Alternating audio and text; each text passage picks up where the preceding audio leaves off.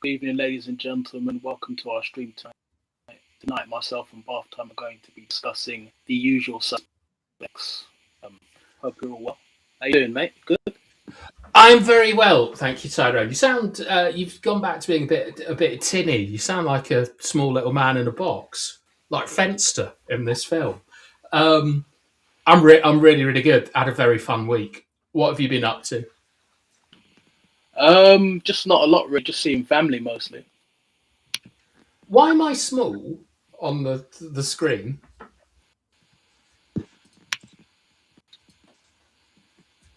Hold on. All right, this is this is the level of energy, technical performance that we have. Um, yeah, I had a good week as well. I went to Dublin, which was nice. How was I'd it? highly recommend. It was all right. Like, look, we go to the Christmas markets like every year. You know the ones in Manchester. Yeah. They're too expensive, and I don't like the fact the police have machine guns. So this year we went to a different one, and we took the ferry, and it wasn't the best idea that Sarah's ever had, to be honest.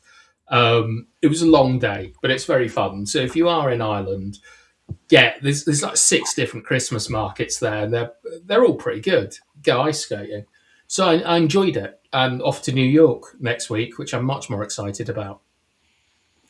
Yeah, it'll be nice and cold there for you, though. I hope you're ready for that. Yes, I'm ready for the cold, Tyrone, in New York. Like if it's in, Manchester, that's very different to being in New York. I don't know. I didn't mind it during You the don't know. during the day. New York was alright. It was just at night time. It was just bitter, very bitter.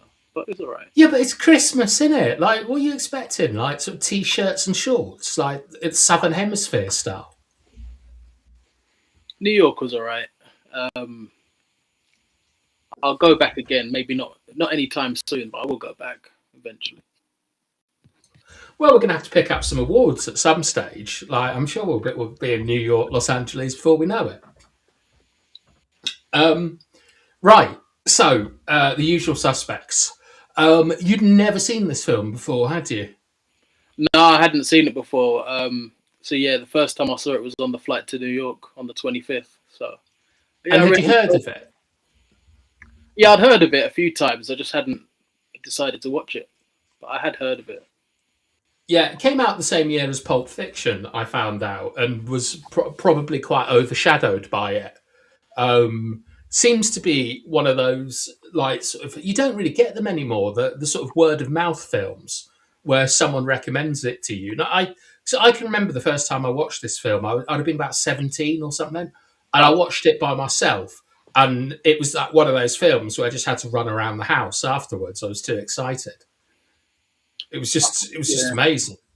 That's probably something that didn't work in its favor. The fact that it came out, obviously, when Pulp Fiction came out, that didn't help it at all. I thought it was great. I probably preferred The Usual Suspects over Pulp Fiction. I look, they're both extremely good films. I I do really really like Pulp Fiction. It's interesting how different the tone is for two films that ostentation, that on a very superficial level are quite similar. A sort of broken up narrative about focusing on sort of criminals and anti-heroes, but Pulp Fiction has so much pop culture and popular music in it. And in this, there's none of that at all. It's got a very sort of orchestral soundtrack. Um, although to be fair, Benicio del Toro could have been in Pulp Fiction. Like he was having a whale of a time in that film.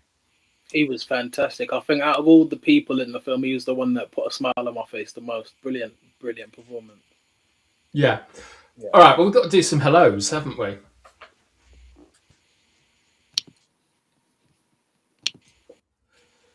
Okay. So hello to Bilal and to Agile Beast. Now, Agile Beast, did you get on? Did you manage to watch Moon Man in the end? I'd love to hear that you did, and it was amazing. And had you seen The Usual Suspects before? Bilal, this is the third time I've watched this. He loved it every time. Good. I'm pleased to hear. How did you find out about this film, Bilal? So I don't know where you want to start, Tyrone. It's a bit like the skeleton key, isn't it? You sort of feel you should start with the ending. We could do. Um, it's got like quite a simple kind of structure, hasn't it? This film. It just starts off with obviously you've got the cruise ship, and it starts off where It's not see a cruise ship. we see Like someone, it's a we see yeah, someone but in the ship, and it's docked, and someone ends up getting shot. That's how it starts. yeah, it starts off in media res. So it starts off like it starts off at both, the beginning and the end.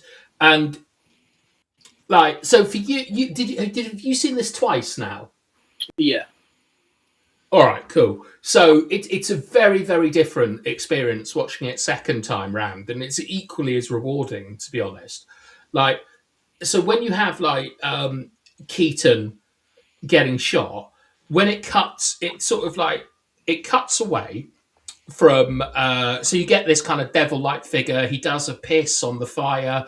He then like shoots Keaton, and the camera cuts away to some like ropes or like some junk, and it's very and you've all seen enough films to know it's very, very implied that someone is watching from behind there, but there's no one there, and that's how it's done when you watch it again. There is no one behind those ropes. yeah, It's a trick, and it was quality. But it's a strong opening. I like it, and the thing that I most liked about it was the way he shot the gun. Like he sort of holds it like a rapper, yeah, like and not like a proper marksman. Um, I thought that was really cool because later on in the film, there's another character. In fact, they all hold their gun like that, and even though it's not a very practical thing, I think it's a really cool way of kind of like giving you your first clue, like to look for during the film. yeah. Did you get that at all?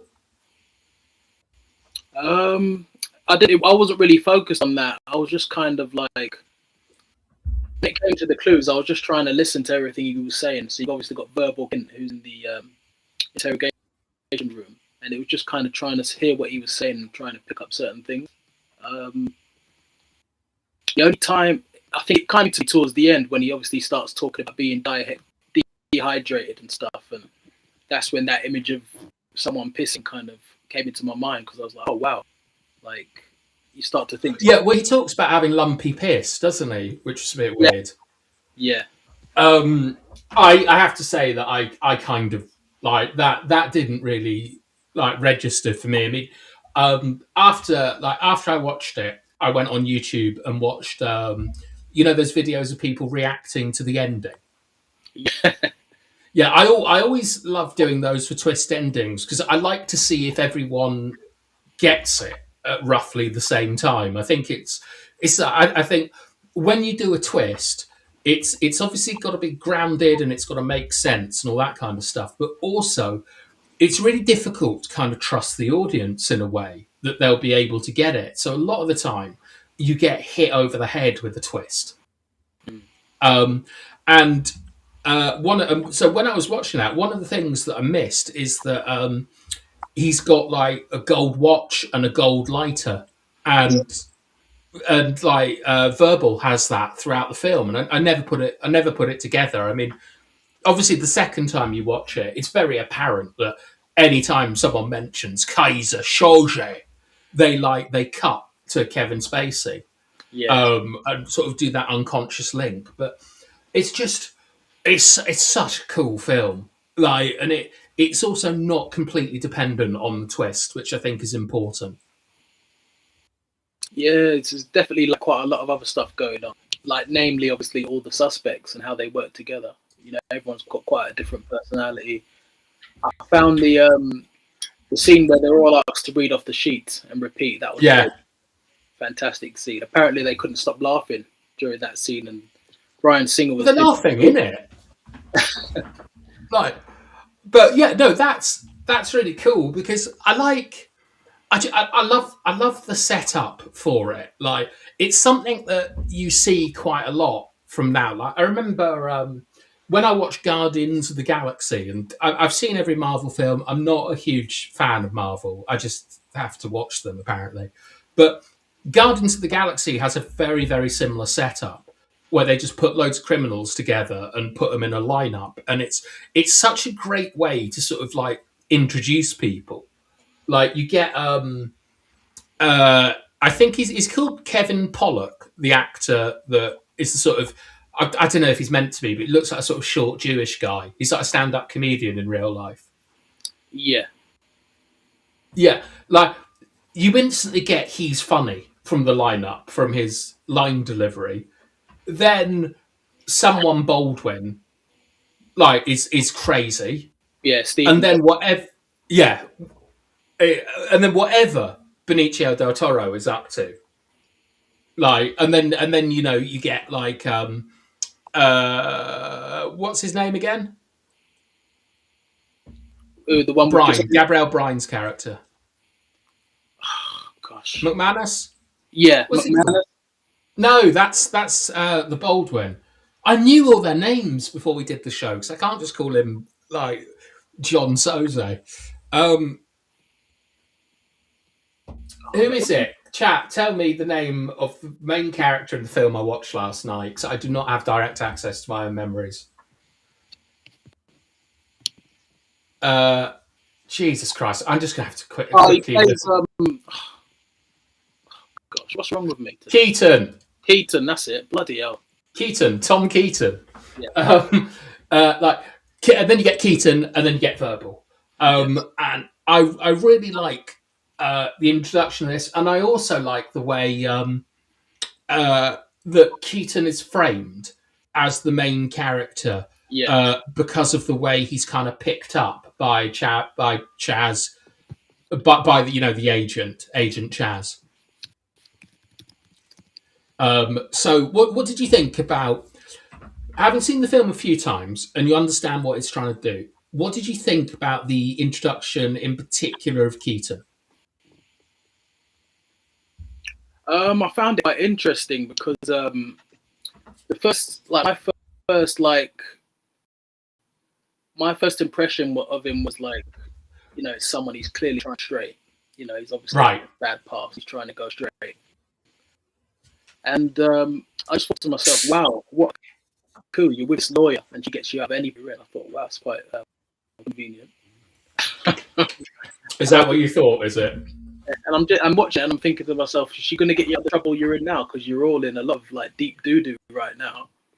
And well, you've just seen him get shot in the first couple of minutes, Tyrone. What's she going to get him out of that? Yeah, but I'm not talking about the beginning. I'm talking about as we go on, like later on, and start to get all the characters.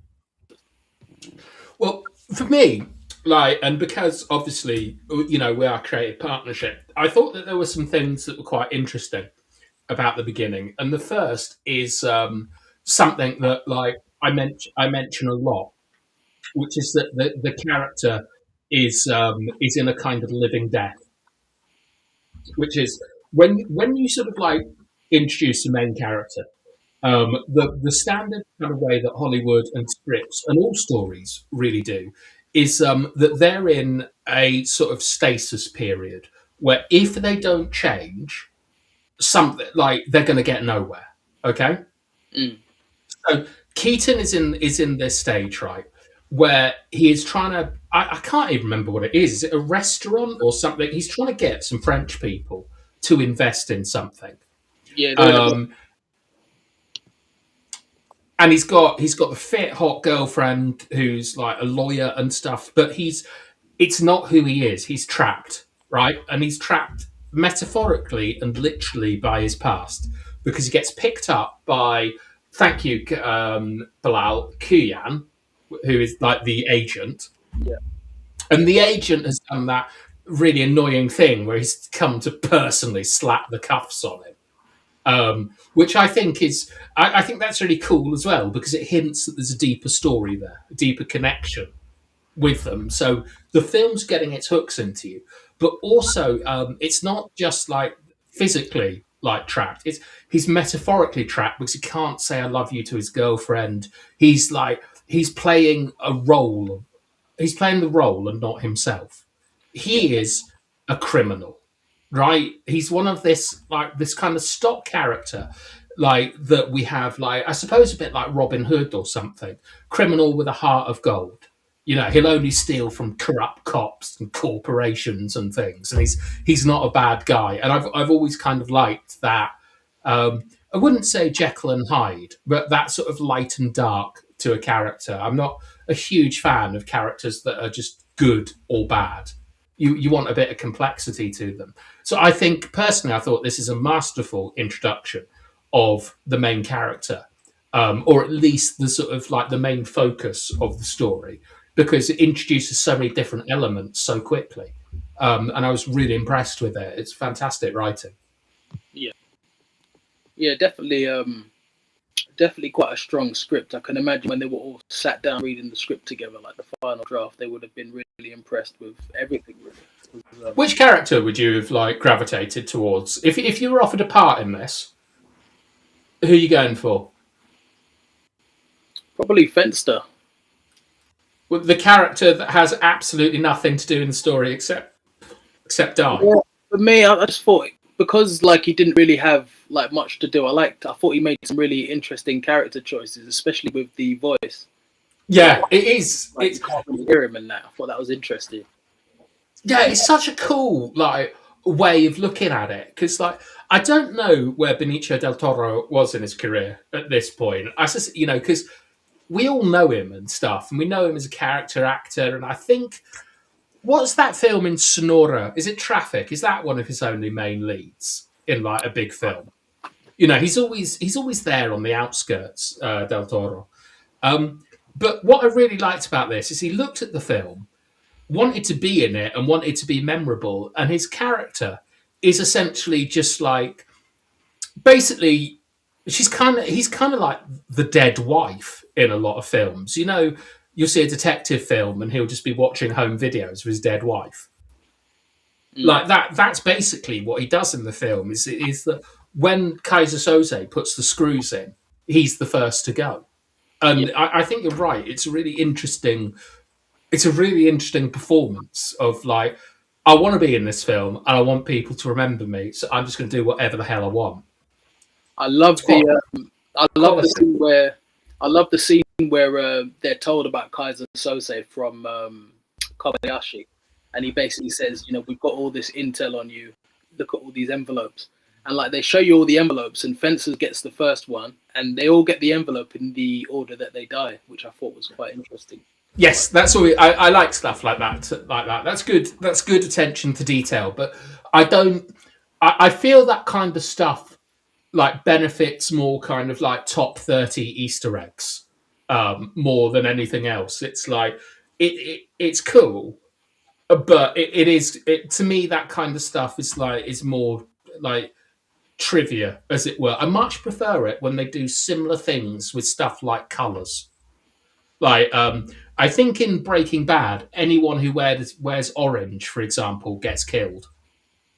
Yeah. Like in that episode or something. I prefer more kind of like those kind of visual hints as opposed to like that. Like this is the order they die, because I don't know what you can really do with that. I know Ozark used to do something quite interesting. They'd show you 3 things before the episode came on, and you'd have to piece it together to watch it. Well, that was quite interesting as well. Everyone's got their own little signature stuff that they do. Yeah, but it is good. Right, I'm just having a quick look at the comments. Jack Bauer, the anti-hero.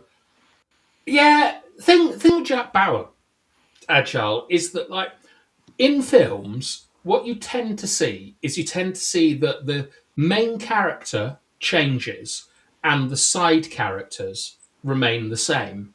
And you get the opposite in television, where the main character stays the same and it's the side characters that like grow more. So with Jack Bauer, there's not a lot of sort of interesting character growth from him. He's mainly torturing people and shouting Kim.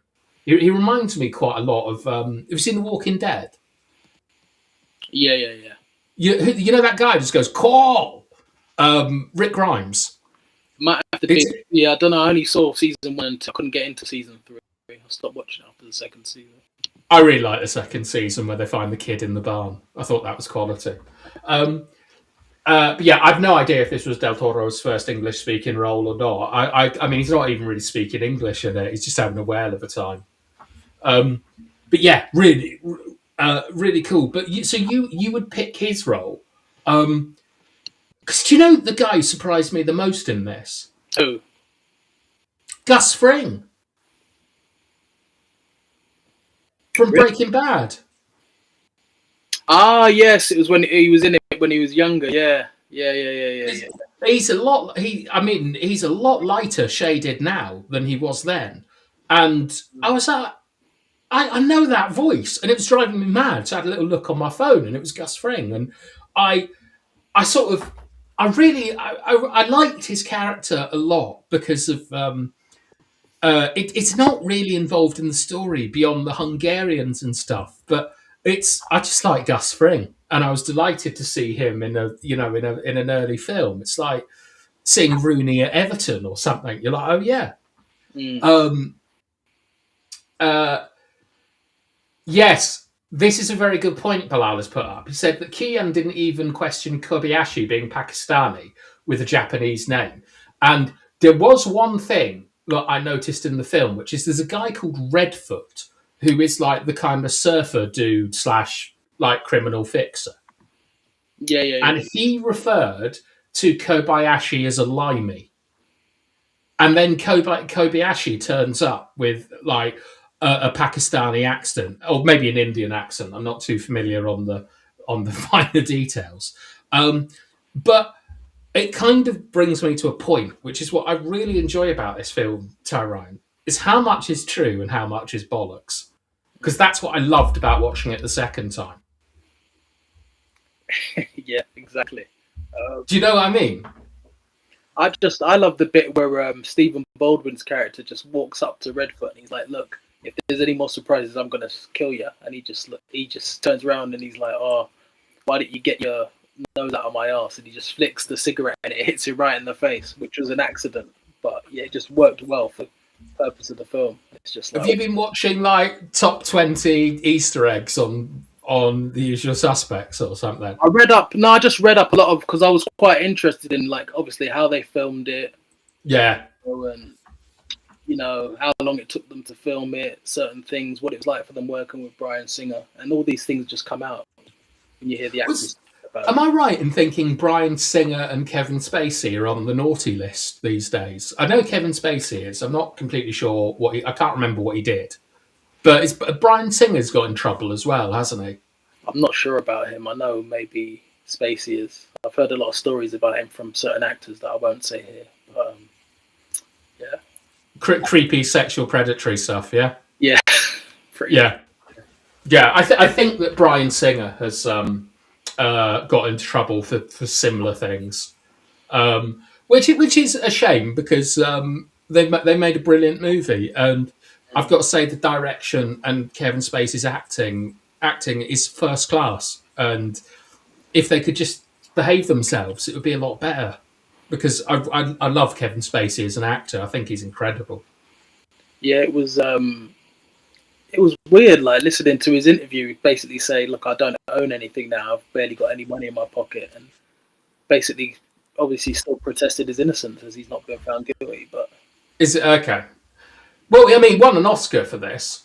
Yeah, he did. Yeah, I thought for his performance, the Oscar was well deserved. Best supporting actor, absolutely.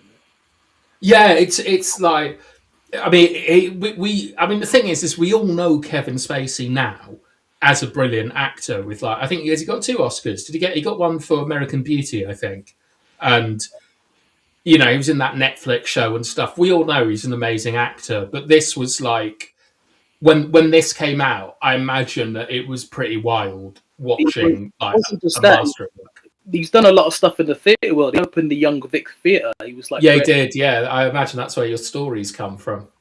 Yeah, yeah. but what I thought was quite cool about this is that the Spacey and Chaz Palminteri or whatever interactions were very similar to a play structure to me. Mm. And I always find it, like, I think Tarantino is the master of this, is that when two people are talking, it's normally quite boring, as we're showing this evening. But it's not visually interesting, is it? Like, this is why you kind of get like heroes and villains like having a chat during a fight and stuff. And what I love seeing is where you get really tense scenes in one location between two people. Mm. And I think that the dynamic between the two actors in this is absolutely brilliant because like one's being led into into a trap, Detective. and yeah, and I I might be bullshitting here. I'm not sure, but my recollection of watching it is I felt that there was a trap Mm. Well, because he said, "I'm yeah, cleverer than you," and that's always a red flag. but it wasn't just that. I just think, you know, Verbal is just so clever. He understands, this cop, he hates Keaton so much. Yeah, he's blinded, isn't he? Yeah. So he's using that against him. Do you know what I mean? And I found it quite funny, the bit at the end where like Verbal's crying his eyes out, Keaton, it was all Keaton. He got us to do this. We trusted him. We were friends. And Yeah. because he's so good as an actor, you can tell as a viewer, wow, this is such fake crying.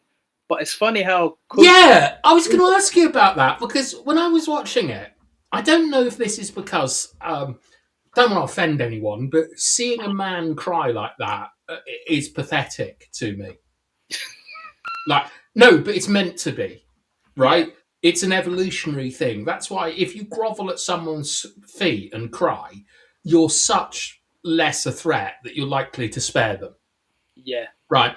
And I got that feeling when he was like crying and acting like a baby and stuff. But that's the thing is I also sort of thought it doesn't feel right to me. Like, and obviously I know what the ending is, so I'm watching Kevin Spacey throughout the film, trying to see what clever little things he's doing as an actor. But I agree with you. I didn't think that crying bit he's enjoying himself too much. Yeah. Because he's got him. And that's wonderful acting, isn't it, when you think about it? I love the bit where he's talking to Kuyon, and this is where you know that he's got him by the balls. Like, he's literally spinning this web and he's bringing him in. He starts to talk about Keyser Söze and, like, this myth of what happened with him and his family. Well, he doesn't talk about... He waits for him to bring Keyser Söze in. Yeah. But once he kind of brings him in, it's funny, like, because he's like, yeah, I believe in God, but the only thing that scares me is Keyser Söze, and he says it. And you look at Kuyon, and he's so like, he's looking at him in awe, like he's like, wow. He actually believes every word. It's so pathetic, but he believes. Yeah, well, this is the bit I want to move on to. I just want to say, have you seen the film Seven? No. All right, I might put it on the list, Bilal. It's not one of my favourites, but it's David Fincher. It's a good film. It's got Brad Pitt. Who's your man from the Shawshank Redemption? Morgan Freeman. And Kevin Spacey is also in it. It's about a serial killer. It's decent. A little birdie told me about a film that's better than Usual Suspects. He reckons that Primal Fear is better than Usual Suspects. I've never seen it. Oh, wow. Apparently it's really good. Have you seen it? I haven't seen it yet. I tried to watch it last night, fell asleep, but I haven't. Brilliant. All right, I'll think about it. I mean, we've got the next couple of films lined up, but in January, like, we'll have a think about like scheduling and if we can sort of take viewer admitted films and so on. Yeah, Gwyneth Paltrow as well, Agile. But here's what I want to ask all of you, including our chatters. I think that the introduction of Keyser Söze is the most impressive thing about this film, in the way that it kind of, the build-up to it, the way his name is introduced, mentioned, the reactions to it. I don't think I've seen anything as masterful as this before, but I've seen it aped, certainly in television. Like, have you ever seen Heroes? Yep, seeing heroes. Silas felt very so. They keep mentioning Silas before you see him. Sylar. Silas, sorry. Um, it reminded me a lot of that. Like the sort of like it's really interesting the way that if you get people to react to a name, it kind of sticks with you. Sylar. Siler. The way they used to say it, it used to make me laugh. Well, this is also what I love. It's like the Bulgarian guy shouting Keyser Söze. Yeah. Like, and then other people call him Keyser Söze. Like, and I love the fact that like Gus Fring, Carlo Gian's whatever, like he sort of puts the pen down or whatever, and oh, that's an important name. And then when Coogan comes in and goes, who's Keyser Söze? Or tell me about Keyser Söze. And you see Verbal slam the desk. And then that scene. But it makes me laugh. He slams the desk in such a dramatic way. You just know he's putting on an act. He's putting on a whole act, pretending to be outraged, pretending to be upset. Yeah, but that's the level beneath it. What it's doing is it's like it's when it's like a soundtrack to a joke, like dudum or whatever. You understand that means you're meant to laugh, like a laugh track. His reaction, because he's got cerebral palsy, and we don't see him like acting physically like that in the film. But when he says Keyser Söze, he smacks the desk. And you understand that this is important. And this is where I feel the film goes from an enjoyable crime thriller with a good cast to something almost mythological. Like because you're now essentially dealing with the devil. Yeah, and I think as a viewer, you're kind of intrigued because you're thinking to yourself, okay, Keyser Söze, who is this guy? Who is he? You want to know more about him. Like, exactly. And it's like Keyser Söze is something that has people know that name even today. Yeah. I often talk about Aliens and how I find it amazing that everyone knows the names of the characters from Aliens. Like Hudson and Burke and Ripley and Hicks and so on, and people still remember those names. When you've got when you think of like the classic villains, I never include Keyser Söze, but I should, because he's bigger than the film, as it were. He represents something else, which is this kind of this evil. It's like Mephistopheles. Have I pronounced that correctly? Mephistopheles, yeah. Thank you. The idea of this evil orchestrator that is using your appetites and your desires against you. Wicked. And I love how he's introduced in the film. Did you get that? You got that impression as well, yeah? Yeah. Because I can't even really remember what happens up until the introduction of Keyser Söze. They just do the bank robbery, don't they? Like the robbery in the car park. Yeah, there's a couple of corrupt cops who are kind of doing a shady deal, and they vehicle, and they're like, give us the money, give us the stuff, and they take it. And this is one of the few things about the film that I felt that there are, like, don't get me wrong, this is a great film, but there are some very silly things in this film. And the first really silly thing is that the drug dealer is basically the man from Del Monte. Like, do you know what I mean? He turns up in a white suit, white Panama hat on, and things. That was a little bit. Like we've all seen like Narcos and, we're more, The Sopranos and stuff. You don't get a guy turning up at the airport dressed like he's coming to sell you pineapple juice. But yeah, that was really cool. Because there was also, I think one of the police officers was Louis Lombardi, who's always the kind of like the fat guy in a lot of films. Yeah. Yeah, it was him, wasn't it? Yeah. Who's also one of my favourite characters in The Sopranos. But yeah, that was quite cool because once again it goes back to that kind of Robin Hood idea that they've got going on, where they're stealing from corrupt cops and a drug dealer, so it's absolutely fine. It's not you or me.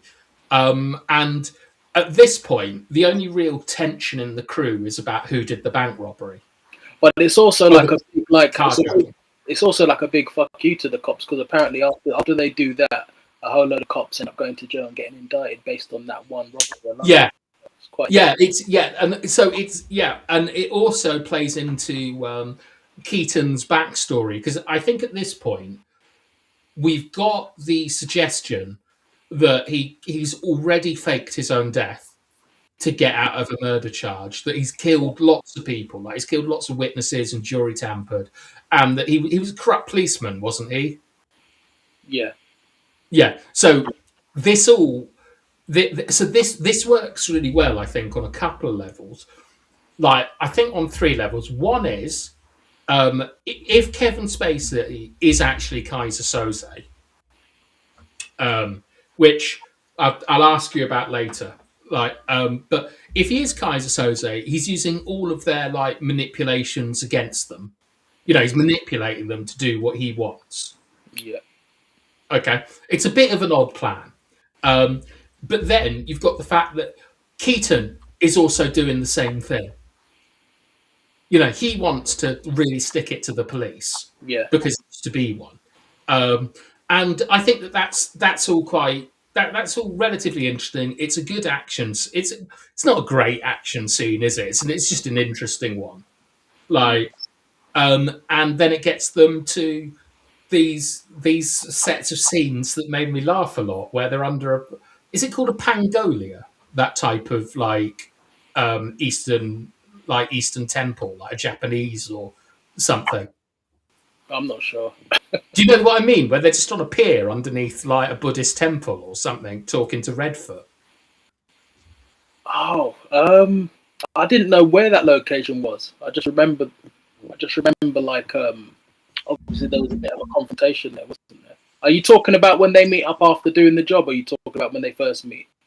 When they first meet Redfoot, because they basically, after they've done the job, they've stolen loads of diamonds, haven't they? Mm. And they've got to get out of town to meet the diamond to sell the diamonds.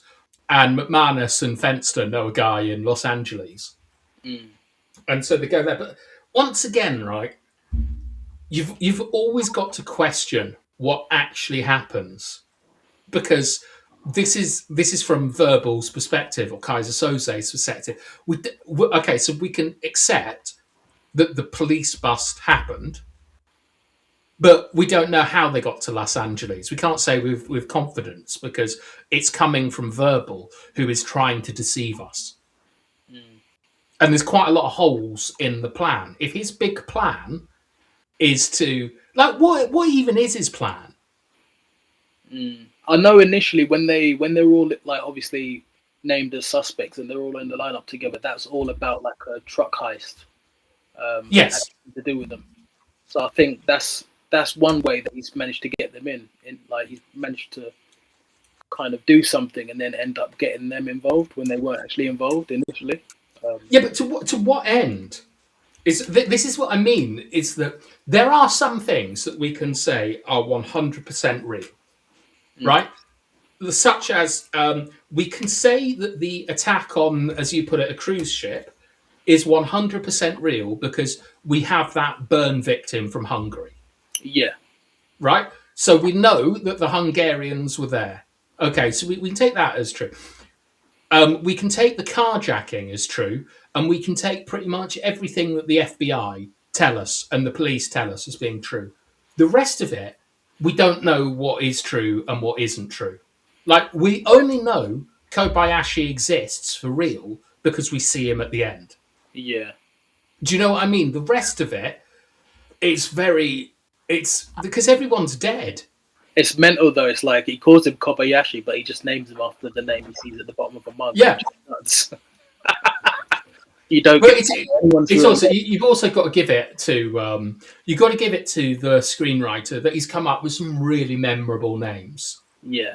Like Keyser Söze, Kobayashi. He understands that there are some names that, you know, for English speakers will like appeal to us, like Kaiser, like a king. Apparently Manuel from Fawlty Towers is in this film. I didn't spot that. I've got to be honest. But yeah, so what I mean here, Tyrone, is that this plan. So this seems to be Keyser Söze's plan, right? He gets a group together, all put up in a lineup, so he can manipulate them and make friends and so on. Yeah. All right, and he definitely needs Keaton there because Keaton's his only way in. So you've got Fenster, McManus, and Kevin Pollock. I don't think that any of them have got pretty particularly useful skills. I think Keaton's the one because he knows that deep down. No, I've just worked it out in my head. He knows Sorry. he's going to be the fall guy at the end. No, I'm wrong. I'm so wrong. I've just realised why he's done it. Okay. So that brings us to the Redfoot arc, and it now makes a lot more sense to me.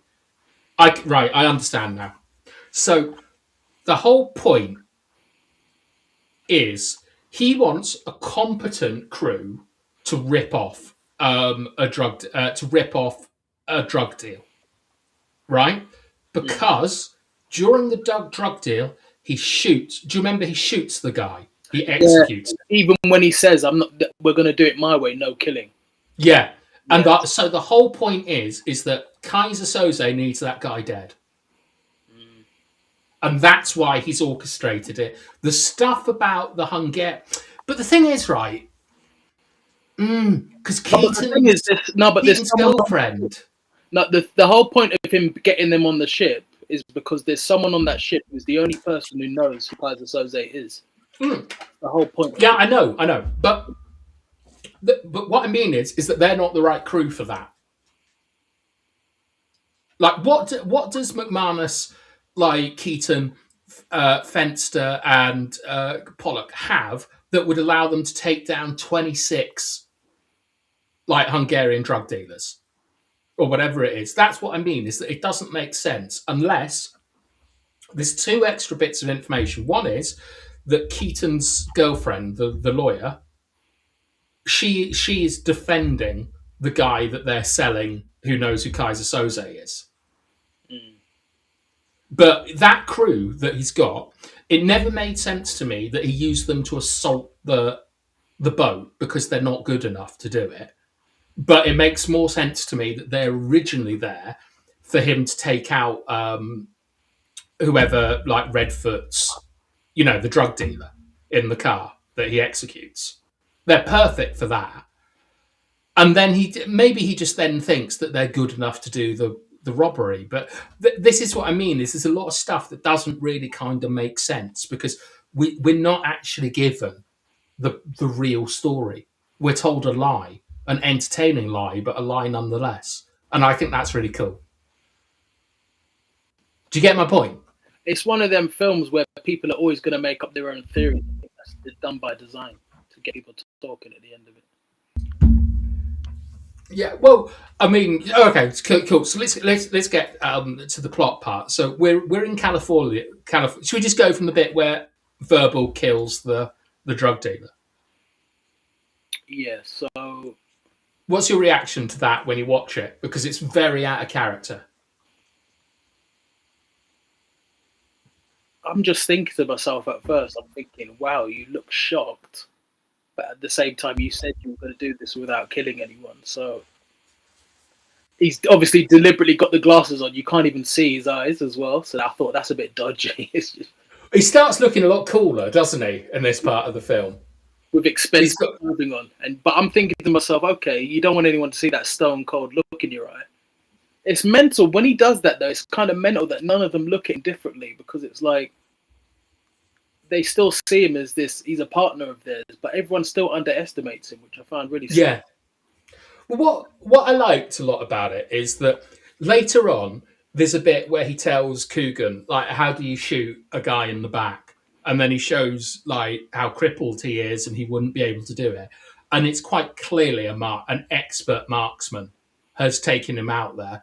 And this is why I like the detail of holding the gun like a rapper at the start, because he doesn't.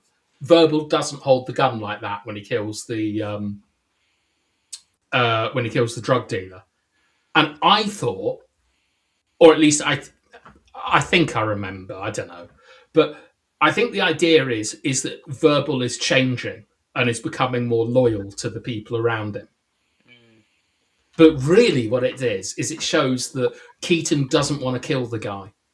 Yeah. And it's the things going on there is really interesting to me, because like any good twist, all the evidence is right in front of your nose. It's not a magic trick, like it's just you don't know what to believe, and you're not trusting yourself to believe it, because Verbal shouldn't have made that shot. It's completely out of character, and he's not physically capable of it. Yeah, exactly. And yet you just accept it, don't you? Yeah. Wicked stuff. Like that's what I love about storytelling, is that sometimes the writers, the directors, the actors, they take like a massive gamble, kind of predicting how you're going to react to it. Because at that stage, if you went, "Oh fuck me, he's obviously Keyser Söze," the film's wrecked in a way, isn't it? Yeah. You don't want to ever know who he is until the fact that they leave it right until the end makes it work masterfully. Yeah, but still, it's just when you watch it again, you're like, "Fuck me, that is so obvious." There's so many clues. Yeah, yeah. Including one of them, he literally says to Agent Coogan, "I killed Keaton." He says it. Yeah, he does tell it. He tells him. Yeah, and he even laughs at him at one point. Like it's a great film to watch a second time round, because for me, the interesting part the second time round is what's real and what isn't real. And I like that, because there's so much stuff in the presented version of the truth that doesn't make a lot of sense.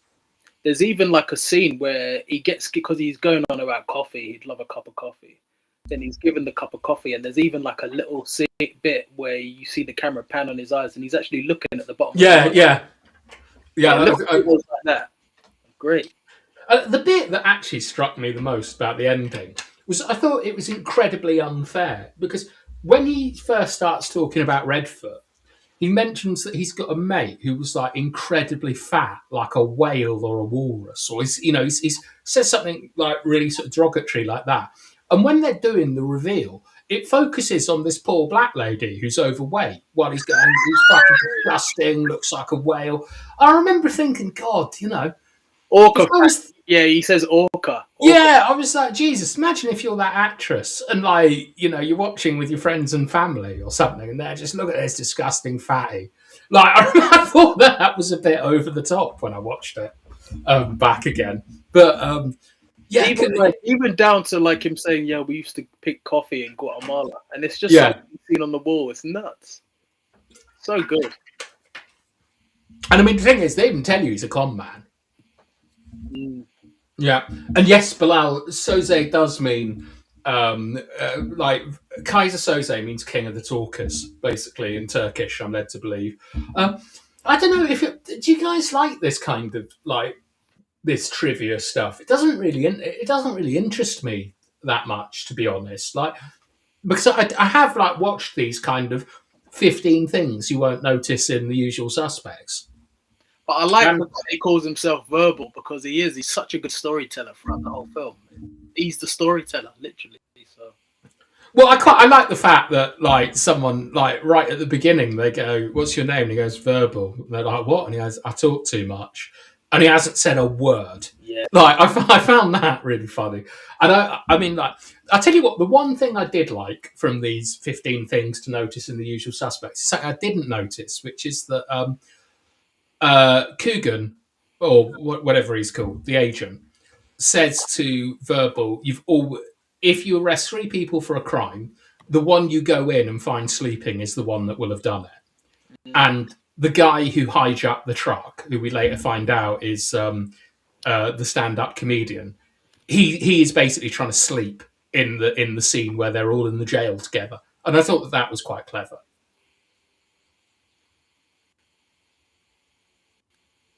No? Yes? No, it was pretty good. But I kind of liked everything from the film, especially like the opening when when all of them are kind of like getting caught. And stuff. I like openings like that, because you start to think to yourself, what's going on here? Yeah, well, yeah. I mean, it's always a good way for a mystery, isn't it, to show the end. and then kind of like, I don't know, like twist it like twist what you think you know. Like I enjoy that. Like there's a film I think called, you ever seen 12 Monkeys with, is it Brad Pitt? No, Bruce Willis. No, I haven't seen it. It's a time travel film, and he keeps getting these visions, right? And each time you see a little bit more of the. It's a bit like Assassin's Creed in some ways, and you see a little bit more. It changes the meaning, because I know you haven't seen Rashomon, have you? No. No, we'll put that on the list. Like that. That's another one. Um, that's Rich, isn't it? RD United. Big up, Rich. Big up, Rich. Yeah, come on. What are your manners, Tyrone? How you doing, Rich? Good to see you. Yes, I hope you're doing well, Rich. Is Brad Pitt in it as well? What in? He's not in 12 Monkeys. I'm sure. Is he in? He might. Oh, I don't know. I thought it was Bruce Willis. Is it Brad Pitt? Could be. 12 Monkeys. We could do 12 Monkeys at some point. It is a good film, but I mean, to be honest, we're doing some slightly more obscure films next that I think you might have heard of, but you won't have seen. And I think that those are the more fun ones, because I know none of you watch Moon Man, but me and Tyrone fucking loved it, didn't we, Tyrone?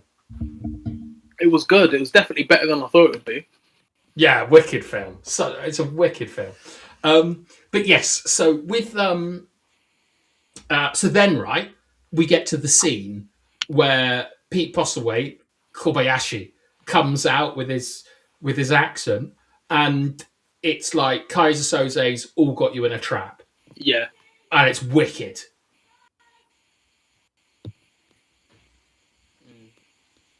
Yeah, and it's like he's basically telling them, isn't he? He's basically saying to them, like, you know, you guys stole money from him, and the only reason you're still alive is because you didn't know it was his.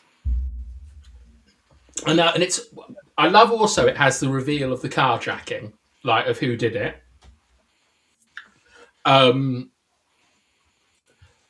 Yeah. It's just stuff like this that I'm not knocking you, Bilal. I just don't find that particularly interesting.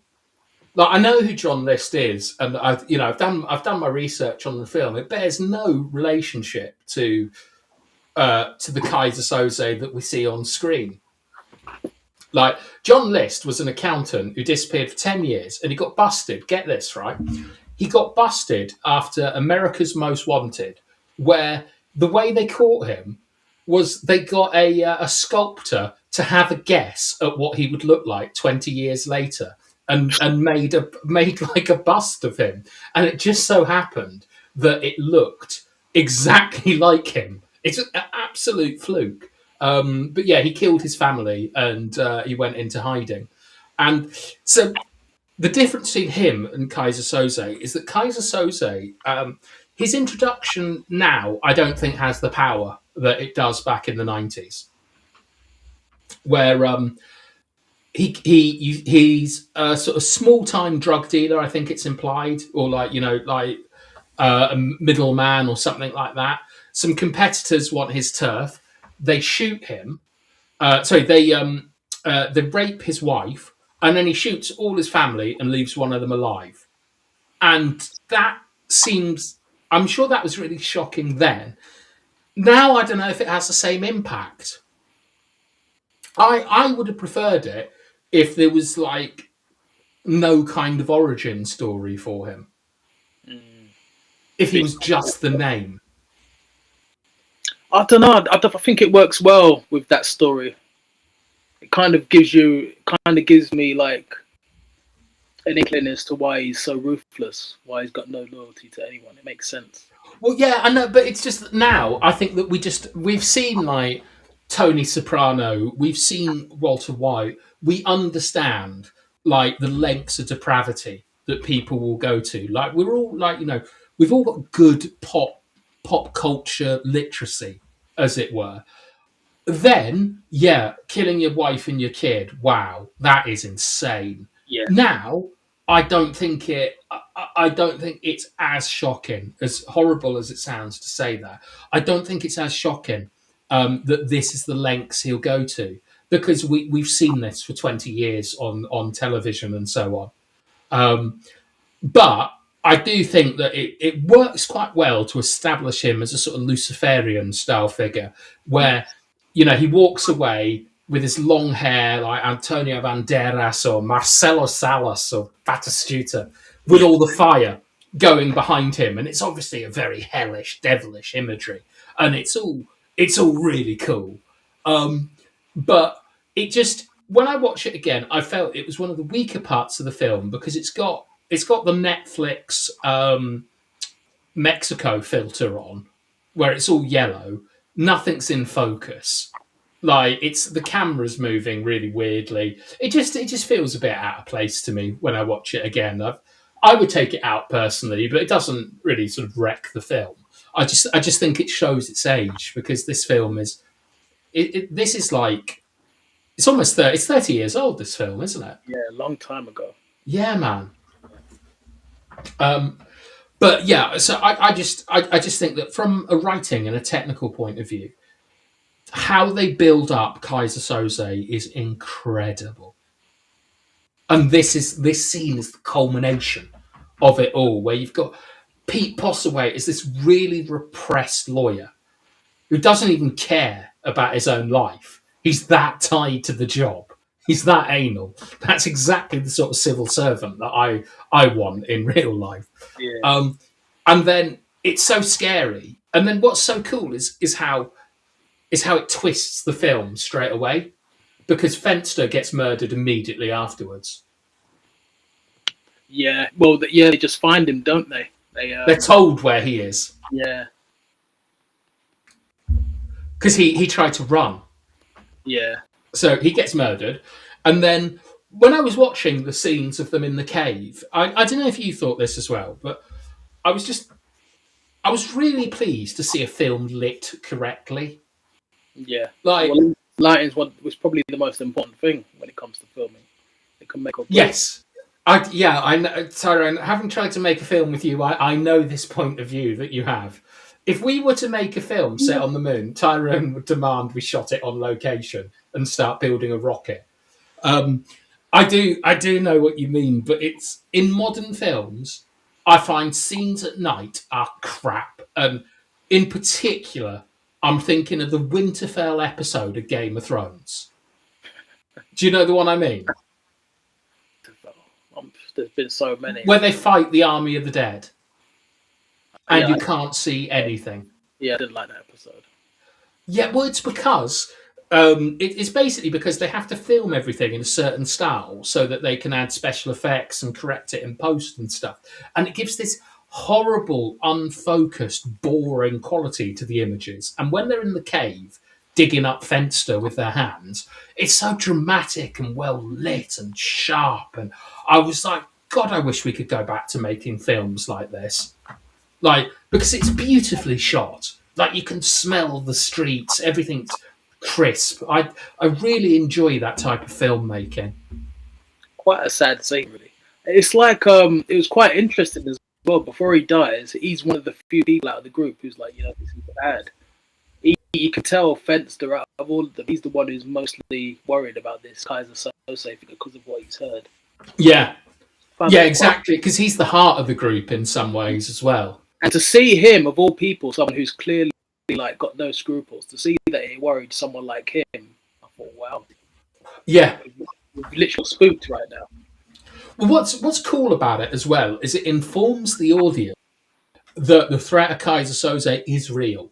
Because he's a bedtime story, and we're introduced to him by Verbal is the kind of the gateway character. He's the only one who doesn't know who Keyser Söze is, and you hear all these stories, and it's, to a skeptical mind, you're thinking, he might as well be as real as a Twilight or a vampire or the Mummy or something like that. All great films, but then, when Fenster is killed, you've not only got this solid point that Keyser Söze is a real and present danger, but you've also got another touchstone of something that must have happened.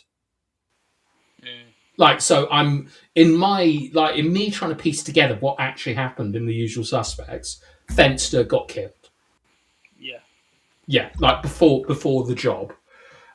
And then the next scene, I think is a little bit silly. And I don't think it's real either, where they take out where they basically take the lawyer to the top and shoot his, like, I don't know if they're his, like, interns or his bodyguards. Yeah, because he has or two people with him in the lift, doesn't he? And they shoot him. Yeah, that to me isn't real. I don't think that happened. That could just. But in chat, do you think that happened as it's portrayed? Like that sounds just too fantastic to me, because he's like, what are they going to do? They're going to have McManus sitting on top of a lift in his overalls, pointing a gun at everyone that comes in. He's a crazy guy, McManus. He's nuts. Yeah. I also quite like the fact that he equates violence to sexual arousal, which I know is a trope, but you don't see it that often anymore. Yeah. Like, whispering in his ear, really enjoying it, that kind of homoeroticism that I want from my psychopathic assassins. But I think the scene works well on 3 levels, I think, from the storytelling. One is it's about them trying to get their power back, like taking vengeance for Fenster. And it's not to honour Fenster, it's about their own ego. If you can, doesn't he? He's like, we've got to bury him. We have to. Because I know that McManus says we have to. I think it hurts McManus more than the others, because he's like, because he's his mate. Yeah, like they're genuine friends. The others are like co-workers, as it were. But make no mistake, to me, the reason that they do this kind of, like, I don't know what it is, Rainbow Six Siege takedown is about them. It's not about Fenster. It's about them trying to get control of the situation. Like, apart from McManus, they don't care about Fenster. It's more about the threat to themselves. I think it's also really cool that Edie is brought back into the story, the lawyer. And I find it quite funny how Pete Postlethwaite doesn't give a shit. I think the only thing that annoyed me about the story, and I can understand why it was the way it was, is like, that this Hungarian, he's got all these burns, and he's like, Keyser Söze, he keeps saying his name. He's seen what he looks like, and obviously there's a sketch artist that is going to draw a picture of what Keyser Söze looks like, and it's just so annoying. That why?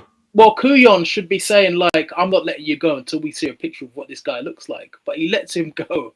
And then the film, predictably. Yeah, well, this is all the silly stuff, right? Because I don't need films. I've told you this so many times. I don't need every minute detail of a film to be explained to me. And I don't mind plot holes or conveniences. Like, it's a story, it's elevated real life. It's not real life. But I'm not quite sure about the jurisdiction and all this kind of stuff that an FBI customer agent has, about how Verbal can just walk out and stuff like this. All that doesn't feel very satisfying to me. And the stuff with the Hungarian and the police and the sketch artist, I mean, it is pretty comedic watching it now, where they're like, look, this guy can die, he can get an infection, and they get like 4 police officers in there just like puffing away on cigars and things.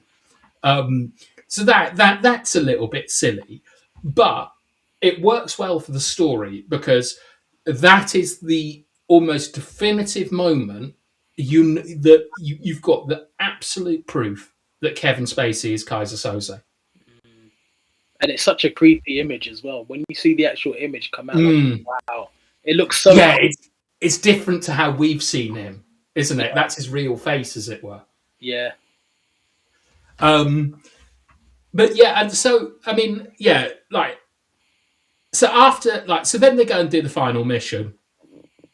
One thing I'll say that I enjoyed in this is that Gus Fring in Breaking Bad is meant to be Chilean, and the Spanish he speaks is not Chilean Spanish, and it is very, very apparent it's not Chilean Spanish.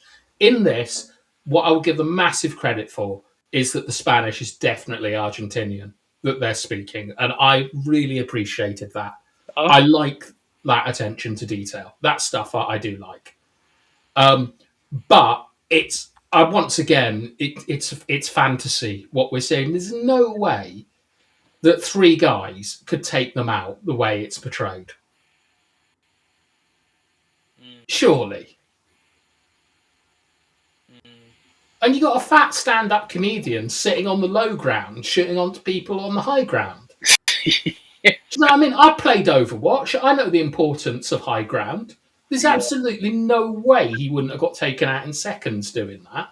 Yeah. Like, part of the plan is Keaton walks up to them, asks about a dog, and then like starts shooting them through his coat and things. Keaton.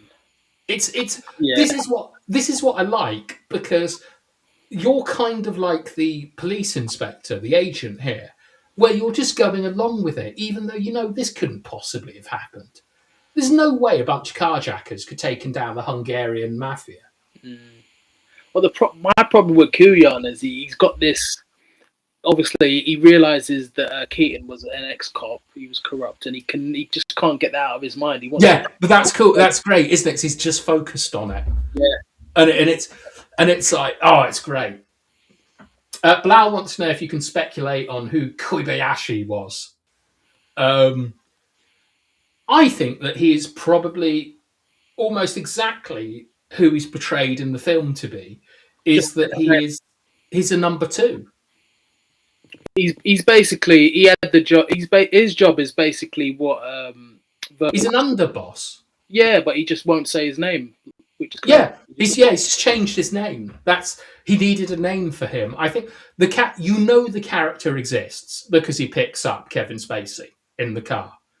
So you also know that character has to be very trusted by Keyser Söze. Maybe it's his brother. Maybe. I mean, I suppose you could say, is that the real Keyser Söze? Like, Spacey, because he's more of the age for it. You can say a lot of things, but what you do know is he's connected to Keyser Söze, and you just don't know. I think that everything you see of Kobayashi is pretty much true in the film, except for him getting taken to the top floor. And what I think is really cool as well, and also I don't think this is done well in the film, but they kill Edie, and I don't think there's enough gap in conversation for that to sink in. Did you catch that the first time? Yeah, well, he explains, Kuyan explains that she was found shot in the head. Yeah. I think that if I was writing and directing, I would, because what's really cool about this film, right, is they understood that people were going to talk about the twist, so they built a fake twist, which is that Keaton is Keyser Söze. Right? Because when I watched this, I knew there was a twist. The first time, I remember it vividly. I knew there was a twist, and then when it was like Keaton is Keyser Söze, I was like, I mean, it's good, but is this the best twist ever? Do you know what I mean? So it kind of like resets you for what the real twist is. And I always thought that they should have done it by showing a picture of the lawyer dead, saying Keaton did this. It was him. It's always been him. He is Keyser Söze.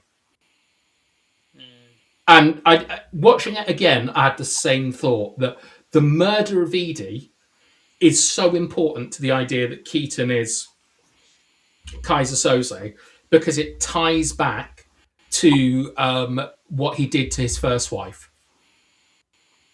Okay.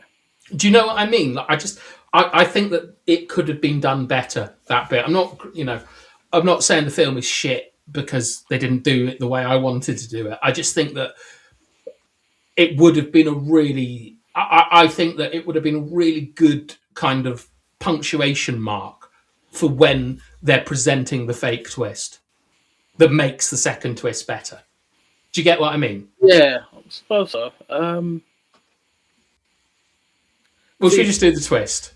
the thing is, Must. people like Kuyon don't realize that you can see in the scenes with Keaton and Edie. They're both in love very deeply.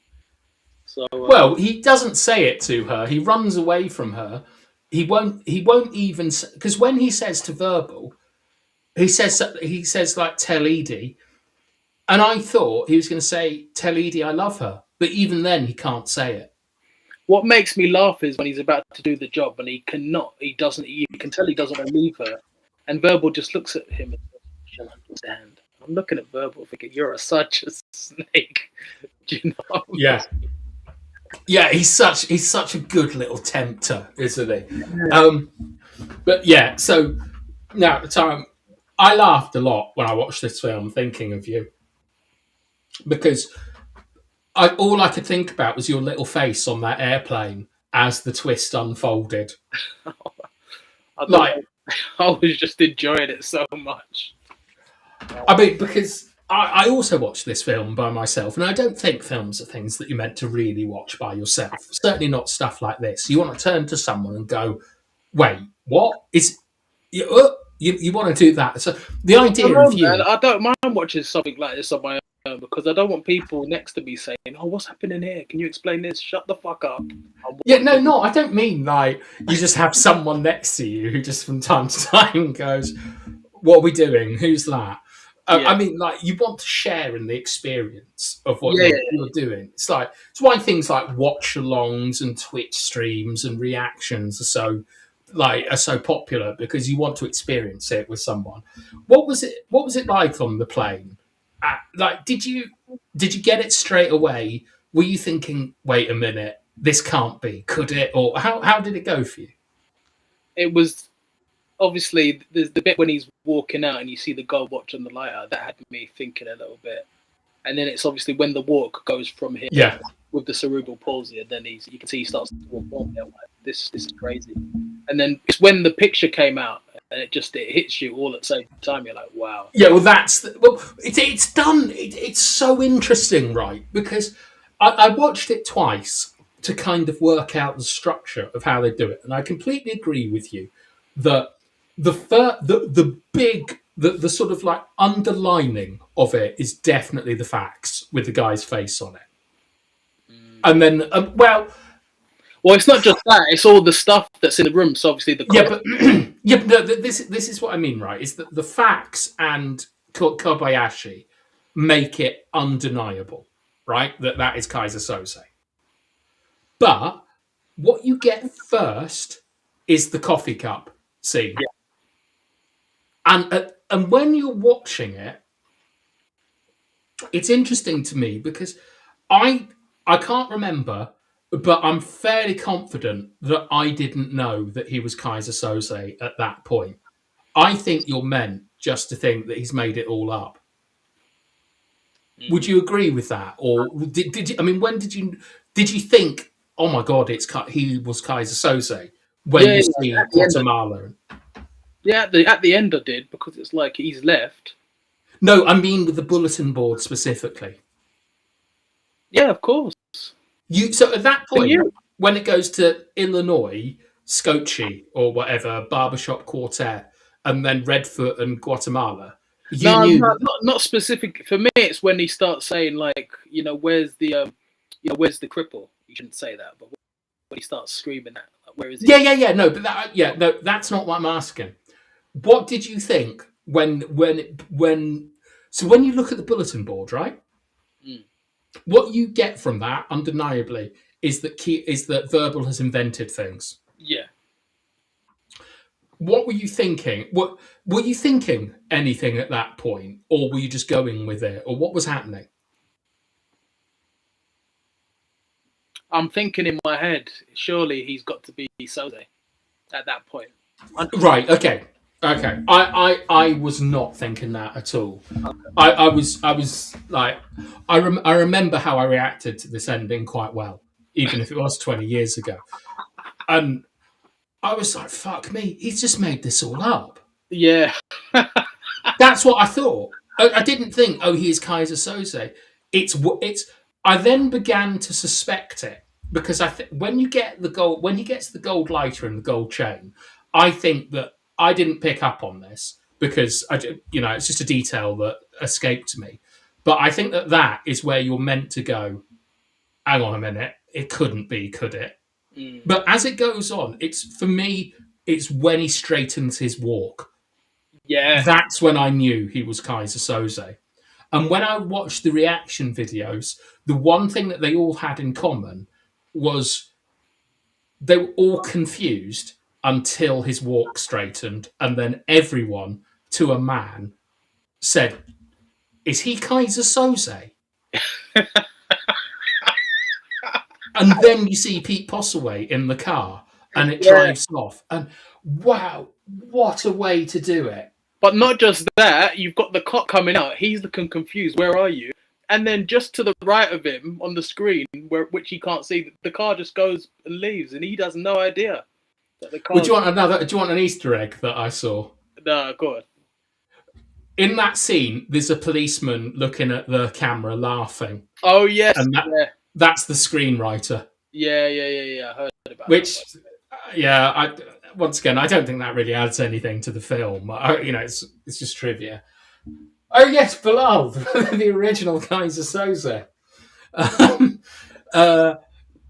I just honestly, is that right? So Bilal, you've watched this film a lot.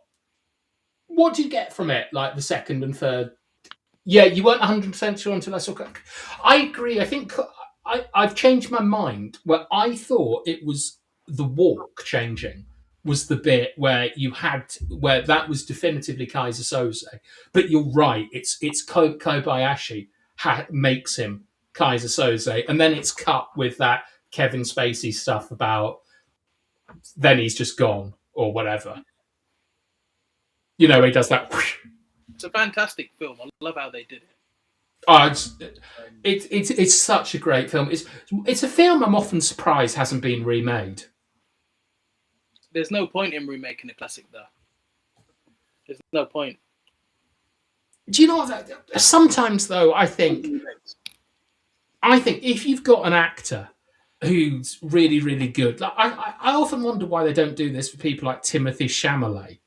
Like, just put him in a film that his target audience won't have seen. That's amazing.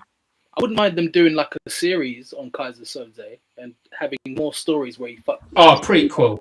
But imagine if he screws people over all the time, and there's been other times. Well, this is what he actually does. Yeah, he just goes into police stations, does a bit of stand up, and then leaves. But it reminded me. Have you ever seen The Wire? I have watched it. Only one episode. I need to watch Oh, okay. All right. There's a character in The Wire called the Greek who I've often felt is based on Keyser Söze, who but he's very similar to Keyser Söze, but he's a background character. I thought I'd just slip it in there. They can do the unusual. Well, The Usual Suspects, Bilal, there's a line from Casablanca where Claude Rains says to Humphrey Bogart, "Line up the usual suspects." Which is it's a great film, Casablanca. It was remade actually with Pamela Anderson in a film called Barbarella, if you can believe it or not. Did you know that, Tyrone? They've remade Casablanca with Pamela Anderson. I have no idea. Yeah, it's actually not bad. But yeah, that was The Usual Suspect. So should we talk about next week's film? I bet you love the character arc, like the character development throughout the whole story, like verbal, how he goes from being like the meek, the mild, like member of this group. What's being the devil? Yeah, like it just goes to show you never judge a book by its cover. Never.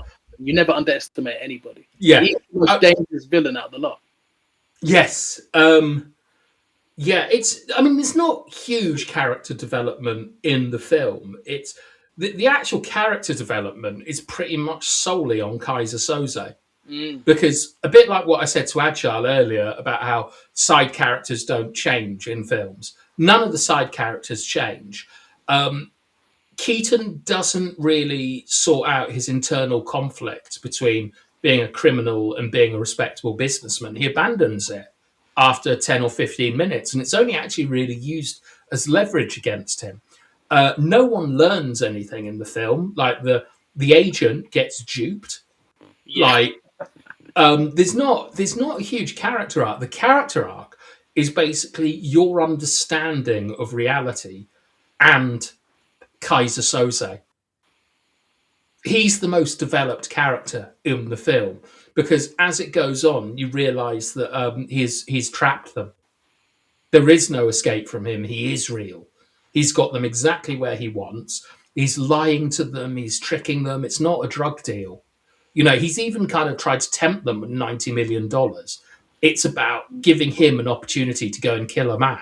And it's exactly the same as the drug, as where they kill the guy for Redfoot in the car park. There was no money, and it was about killing a man, not really about doing anything else. So I liked that. He's just used these people. They're just pawns in his little game, really. Hang on a sec. I don't trust my CP friends after watching this. Be careful with CP, Bilal. It might not mean what you think it means. Oh, I think he means cop friends. Nah, I know what he means. What does he mean? Because my friend has the condition. It's a cerebral palsy. Oh, cerebral palsy. Yeah, that's what he's talking about. Ah.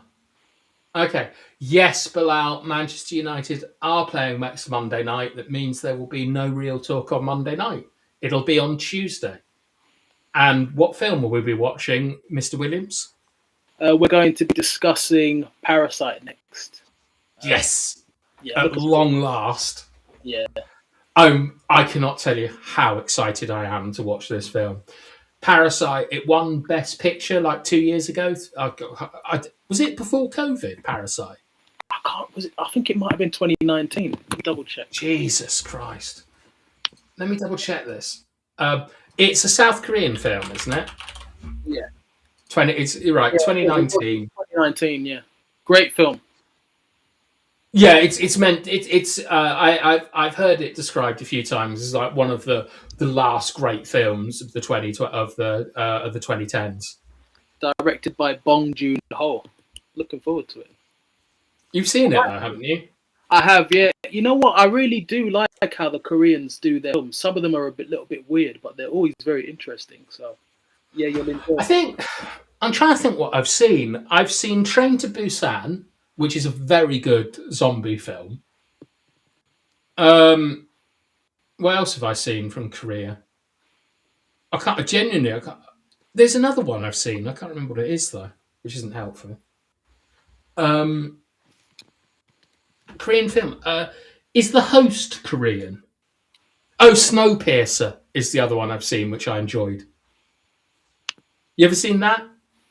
Nah, I'm trying to think. It's about a train. I think I watched Alice in Borderlands, which was quite interesting, and obviously Squid Games season 1. Yeah, but that's TV. Squid Games is okay. I've seen a couple of Korean things on Netflix. I really like The Kingdom. You ever see that? No, but I was going to ask you if you'd seen Ghost in the Shell. You've probably seen it. No, I haven't. I don't. I'm not an anime person. Oh, you'll love it though. I think you. People say this, Tyrone. I've seen 2 animes, and I have no interest in watching any more of that. They just say what they're thinking, which is inherently boring to me. But they did make a film version of Ghost in the Shell with Scarlett Johansson. So. I'm not watching that either. I love the fact that I like the fact that you're saying you're not watching it. That's brilliant. I'm not watching it. I don't like anime. Is something I know it's very popular. It's like comic books. I can't take it seriously as an art form. Really? Yeah, it's because look, I watched one episode of Attack on Titan, and every character said exactly what they were thinking, which to me is the hallmark of a children's film. Okay. Like, so I'm not interested in that. I've seen Akira. It was fucking horrible. Didn't like it. No, I did not like it at all. It was disgusting. I've seen 20 minutes of the Lord of the Rings anime, and I nearly jumped out of a window. Have you seen Old Boy? Mm. No, I haven't, but I'd be perfectly fine to watch Old Boy or I The haven't Raid. either, but I've heard good things. It's yeah, a guy wakes up in a world when he's been locked away for like 10. Should we do Korean February or something and just watch Could do. Korean films in February? Could do. Yeah. Because in January, I've picked my films for January. One's a French film. Oh, beloved Um, Parasite. God knows why. It's brilliant, but he didn't like it.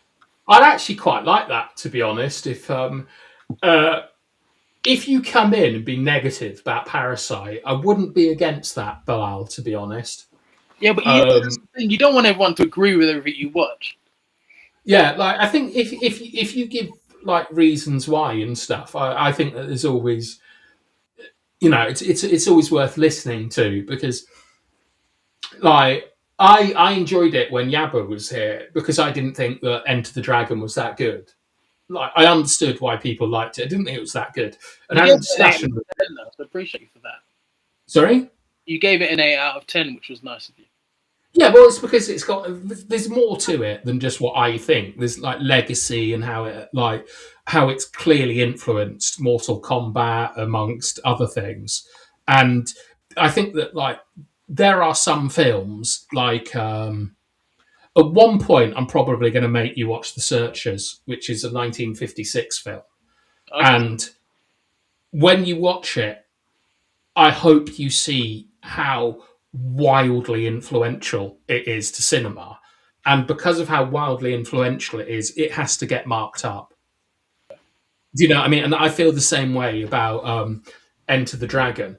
But speaking to you and to Yabba about Enter the Dragon, I was like, okay, actually, yeah, maybe, yes, okay.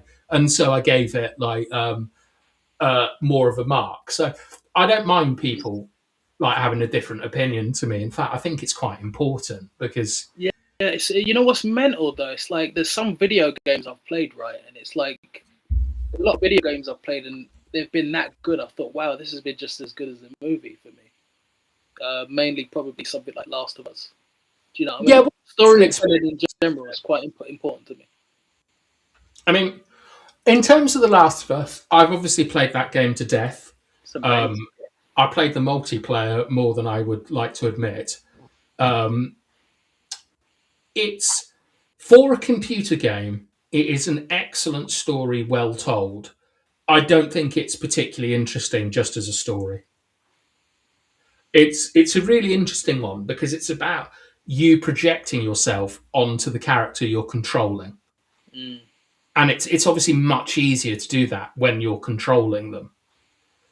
So I think that storytelling in games is very very different to what you see like on screen, and they're very separate things. But a good story told in a computer game probably can be more affecting Mm. than a film. Certainly, the way you see people react to like obviously Joel, spoilers for The Last of Us Part 2, but Joel dies very quickly in The Last of Us Part 2, and people went mental about it because they loved that character, and a lot of people saw themselves in that character protecting their family and things. Yeah. So yeah, it's an interesting one. It's like uh, but when I play something like Uncharted, I just find it funny how I'm just butchering people. Yeah, for some reason, for me, Last of Us is probably Naughty Dog's. It's my favorite Naughty Dog one. Uncharted, that wasn't really for me. I couldn't get like it. Well, Uncharted is Indiana Jones, so I love it. But it's a cartoon, really, isn't it? Yeah, compared to that. And The Last of Us is meant to be realistic, like, and it's meant to be real and things. And when you kill someone, it takes ages, and the animation and all that kind of stuff. It's a very different vibe. Um, with most computer games, you can sort of a lot of the time you boil them down to power fantasies. You get progressively stronger. Take All care. right, all right. Well, thank you for joining in. Tuesday, Parasite, 9 o'clock, and we'll have a discussion in January about if we can find different times and stuff. Because like Champions League and Manchester United being on at very annoying times is fucking us up, Tyrone. It is, but we're good at adapting, so it's not a problem. That unlike Manchester United. Unlike Amarin. Yeah, exactly. All right, should we end it? Should we end it here? Yeah, I've really enjoyed discussing this, but yeah, we'll end it here. We were discussing The Usual Suspects, a masterful film, and we've really enjoyed this. Hope to catch you guys next week at Tuesday.